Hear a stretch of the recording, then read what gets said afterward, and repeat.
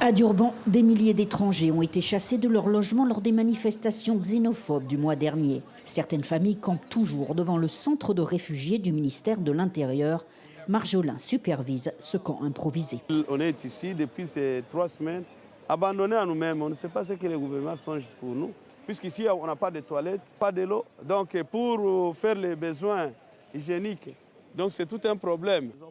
La plupart de ces familles viennent de la République démocratique du Congo. Elles ont le statut de réfugiés. Christian est originaire de Bukavu, dans l'est du pays. Il a été contraint d'abandonner le salon de beauté qu'il dirigeait avec sa femme.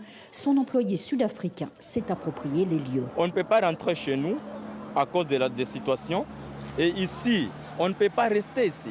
On va nous tuer. On va le faire. Ça, je vous assure qu'on va le faire. Parce que les gens ici, nous sommes ici. Moi, je suis ici pendant 20 ans, si je ne me trompe pas. Je les connais. Si le gouvernement ou les Nations Unies, on ne fait pas quelque chose pour nous, on va nous tuer. Les tensions sont toujours vives. Un homme a été agressé au marché le jour de notre reportage. Il est blessé à la nuque.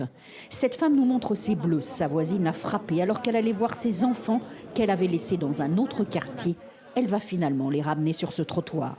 Selon les organisations caritatives, ils sont chaque jour plus nombreux à venir se réfugier ici. On était là samedi, il y avait 350 personnes et là il y en a peut-être 550. Marjolin est le seul à avoir eu le courage de nous emmener au centre-ville de Durban, là où il avait un petit stand de coiffure. Vous voyez ici, c'était l'autre salon ici. Vous voyez les piliers ici.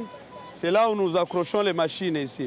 Et si j'ose seulement monter la tente, directement ces gens vont venir, je n'ai pas 10 minutes. Les mouvements anti-immigration ont promis une grande journée de mobilisation le 30 juin. Personne ici ne se sent en sécurité.